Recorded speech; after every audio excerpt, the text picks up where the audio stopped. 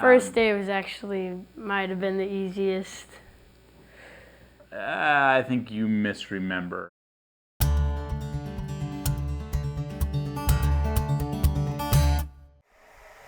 It was hot. First day was hot. We're on the east side of the Coast Range. The sun's on our back, and we're in the valley still, and fairly high altitude, but uncomfortably hot.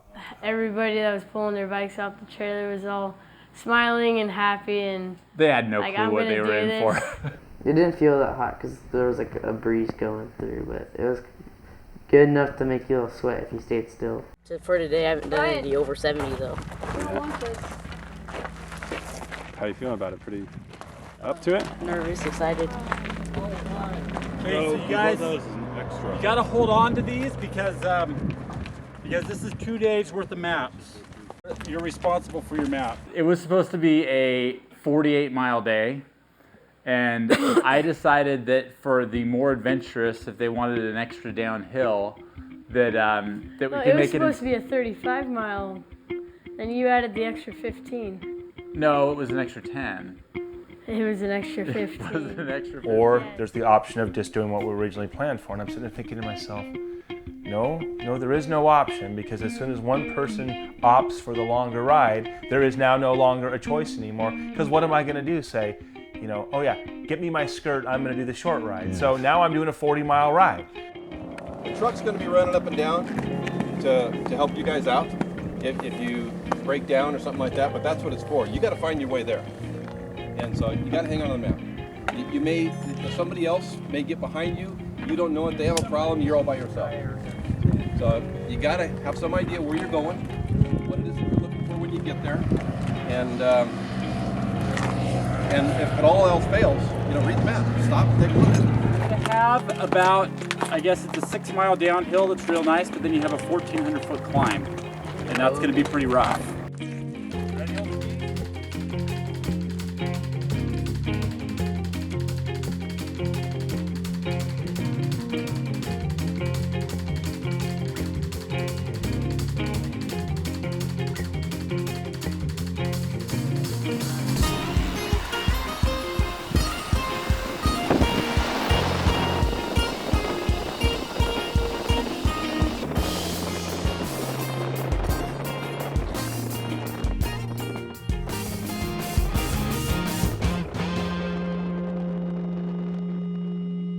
First of all, when you pull away, I anticipate problems in a ride like this are probably going to happen right off the bat.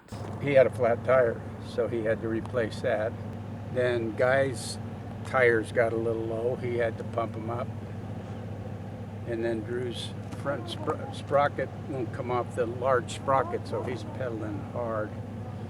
But other than that, it's going well. I knew that there was a big old hill coming, and so all of this is getting to the bottom of something that's going to be very hard to get up. The next 11 miles after that was uphill.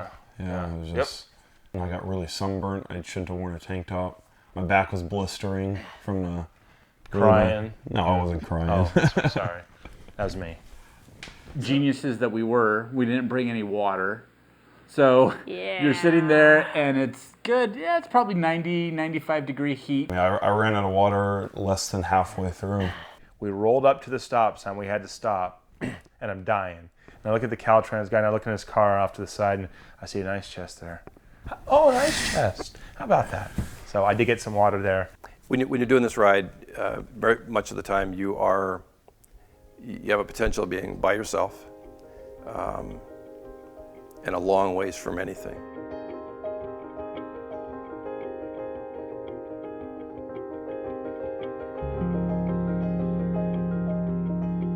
Cycling is,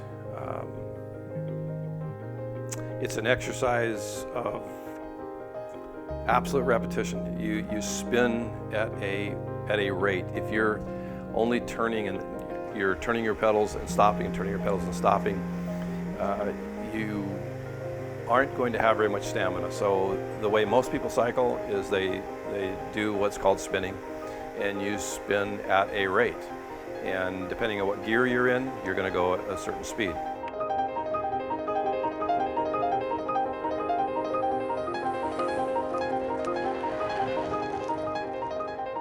Well, my legs feel like Gumby legs, and there's just a little part of you that thinks I have to do this for 5 more days, can I? I'm just being honest. I mean, at the end of the day, I think I will, but I mean, there's a little bit of a doubt. It's not much, but Not looking forward. not looking forward to 75 miles today. Yeah, that's more than just a little intimidating. You've got your map on you, Brett. Let's see what the gain and falls are tomorrow.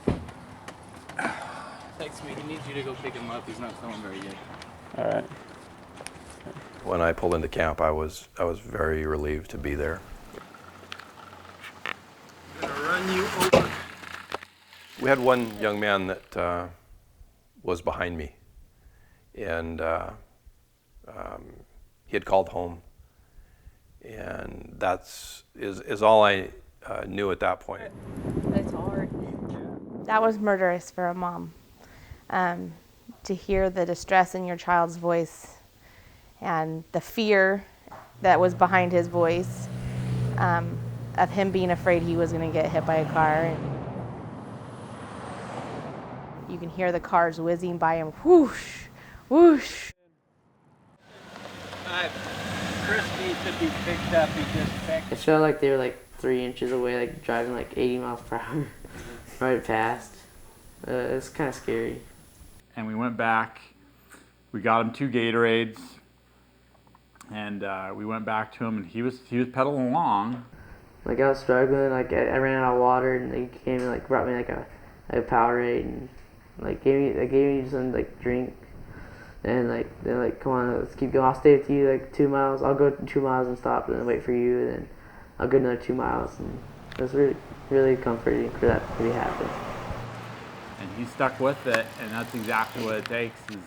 And once he had gotten through that, I knew Chris was going to finish the ride, because I think that he had taken whatever doubts that he had pushed through them, and there wasn't going to be something bigger than pushing through that first day. Oh, that was a hard ride. Legs are tired. If memory serves me right, everything that I did turned into a cramp.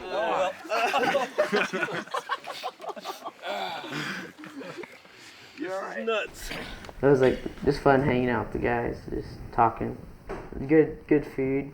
And then you want to sit, not on a bicycle. Yeah. By the way, anywhere but a bicycle you want to sit, and just do nothing. I wasn't worried about the next day. I was just worried about if I could go to sleep. But I got to sleep, and when I did, like I feel like I got like a full like 10 hours of sleep. First day was pretty rough, Ethan. First day was not that bad to me.